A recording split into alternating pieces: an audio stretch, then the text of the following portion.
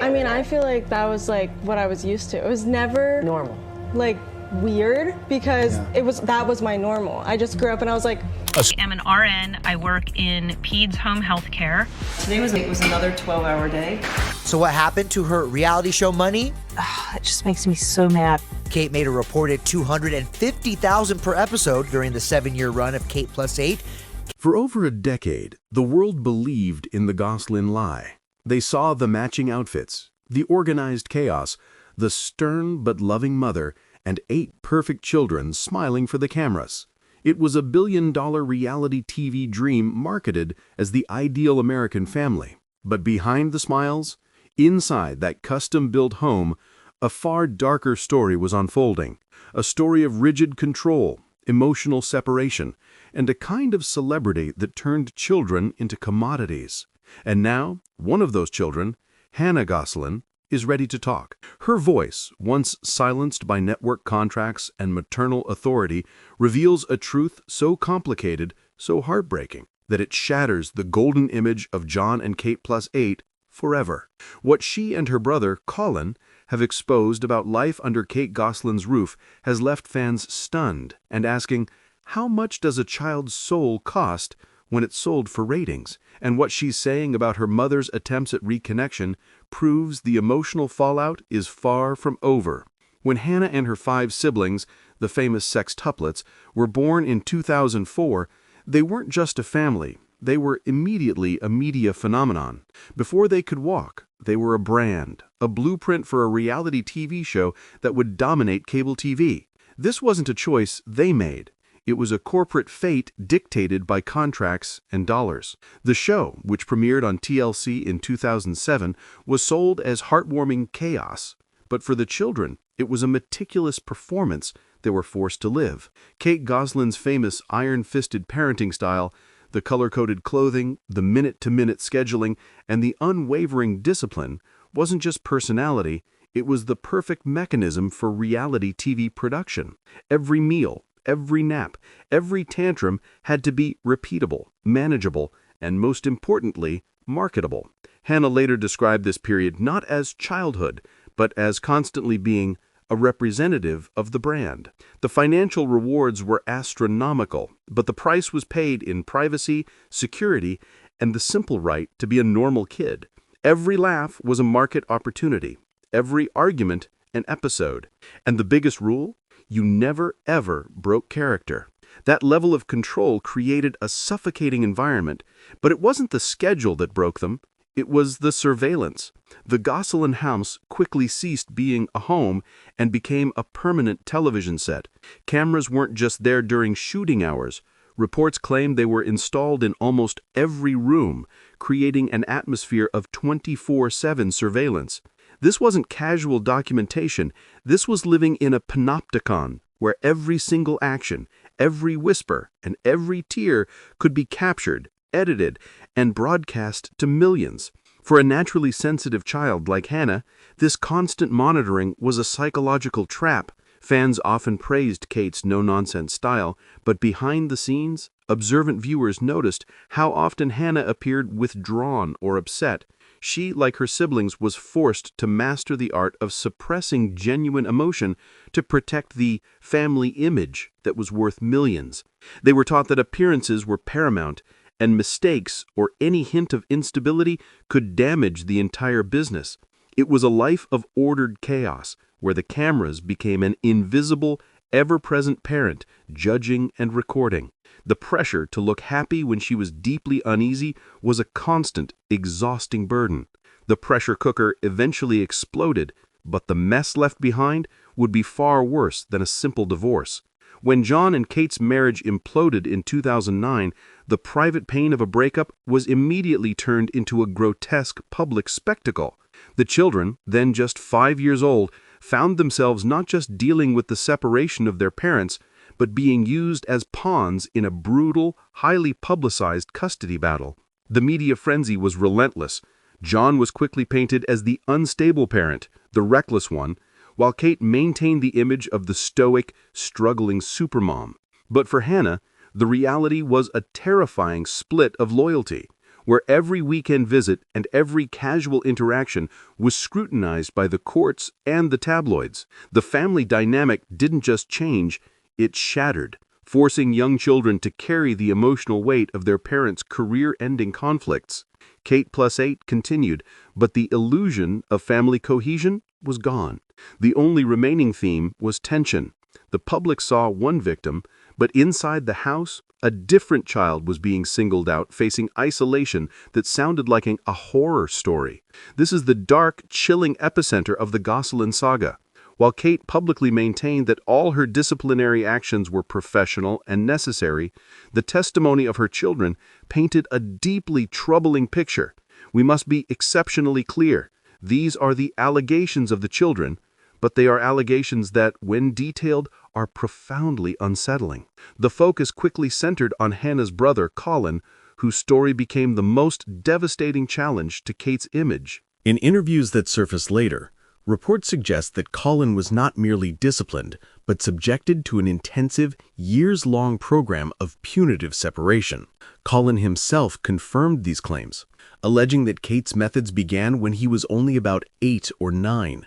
He claimed he was systematically singled out and punished more harshly than his siblings simply for being difficult or in the way. The most disturbing reports allege that Kate kept him in a separate area, a contained space, away from his siblings and sometimes eating dinner alone. Colin further claimed that this room was custom-built with a bolt lock from the outside, and he was watched through a camera, creating an environment of total isolation and surveillance. Hannah's own quiet recollections provided a crucial, chilling confirmation of this systemic isolation. She noted that Colin would be separated from the family, sometimes for long stretches, confirming the feeling of a constant, terrifying void in the household. As a child, Hannah struggled to understand this vanishing act. She later admitted, "We weren't 8 anymore," highlighting the profound emotional cost of watching a sibling be erased from the family dynamic. The children were forced to accept this isolation as a new, grim normal, leading to feelings of silent guilt and powerlessness in the face of what they observed. In stark contrast, Kate has always fiercely defended her actions. She released public statements arguing that Colin had multiple psychiatric diagnoses and suffered from a distorted perception of reality. She maintained that she was a struggling mother following the advice of medical professionals when she decided to place Colin in a behavioral facility at age 12. She framed the extreme discipline and eventual institutionalization as acts of a desperate parent seeking help, not acts of punitive separation. However, Colin's testimony, supported by Hannah's accounts and later Jon's legal actions, suggested that the separation methods allegedly began years earlier, appearing more like a systematic campaign of harsh punishment than a clinical response. The public was forced to reconcile two impossible images: the loving supermom and the parent who allegedly used a bolted, monitored room as a disciplinary tool.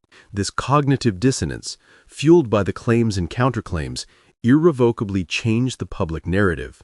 The carefully curated image of order and perfection was not merely damaged, it was torn open, exposing deep, unedited emotional damage and cementing the core theme of the Gosselin story, the trauma of commercialized childhood. Watching her brother disappear from the dinner table left Hannah with a choice: stay silent or risk everything for freedom. The unbearable emotional toll finally forced Hannah to act. By 2018, Hannah was a resilient 14-year-old, and she made a choice that was both simple and earth-shattering. She didn't want to go home. Jon Gosselin, who had been largely estranged from the sextuplets, became her unlikely ally. He noticed how anxious and guarded she was and realized the depth of her desire for a normal life. This wasn't a sudden tabloid outburst. It was a quiet, determined legal maneuver. Jon filed for custody, citing Hannah's desire to live with him, away from the constant pressure of Kate's home. In a significant shift from the divorce results years earlier, Jon was granted full physical custody of Hannah. Shortly afterward, Colin was released from the facility and joined them. For the first time in their lives, 2 of the 8 children were genuinely free from the public eye and from Kate's control. But that freedom came with a terrible emotional cost. The family instantly fractured. The once inseparable sextuplets were now divided by distance and loyalty. Contact with the siblings who remained with Kate was rare and awkward, leaving Hannah with the constant burden of knowing her own peace had necessitated a family rift. For Hannah, the fight was over, but the work of finding herself had only just begun. The word normal carries an immense weight for Hannah Gosselin. Moving in with Jon meant silence. It meant privacy. It meant the rigid schedules were gone, replaced by the simple freedom to be a teenager, to have friends, make small mistakes, and not worry about a camera judging her every move. Jon described his home as a place where she could finally begin to heal. After years of being a product, she was finally a person. She began using her voice, not for the TLC brand, but for her own future. This led to major milestones, including graduating from high school in 2023 and launching her own skincare line, Gosselin Girl Beauty, a powerful act of emancipation where she finally controlled her own brand.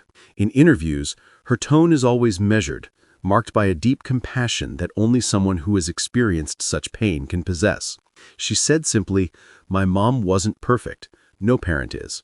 This measured response showed the world that her decision to leave was about survival, not revenge. She had finally traded the visibility of fame for the invaluable commodity of self-acceptance. But just as it seemed the chapters of trauma were closed, Colin stepped forward one last time, unleashing the final, explosive truth. The controversy refused to die. Throughout 2023 and 2024, Colin's candid interviews about the alleged abuse and his institutionalization rocked the family's already unstable foundation. Colin's emotional and detailed testimony, particularly on Vice TV, was seen as the final definitive crack in the Gosselin image, cementing the public narrative that Kate's parenting had gone far past strictness and into the realm of punitive control.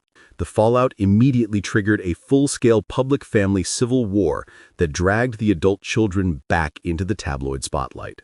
The most dramatic response came from Maddie, one of the eldest twins, who publicly sided with her mother.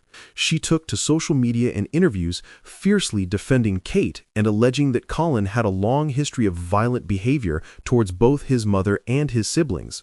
Maddie's loyalty provided a counter-narrative, suggesting a deeper, more complicated reality where Kate was the victim of a difficult child and the family was split not by control, but by conflict. This created an impossible public dilemma. Who was telling the truth? Was Colin a silenced victim or a troubled individual whose past was being used to settle scores? Jon and his longtime girlfriend fiercely defended Colin, stating the claims against him were false and accusing Kate and Maddie of character assassination. This ongoing war of words ensured that the family, even years after the cameras stopped rolling, remained a source of constant, high-stakes drama.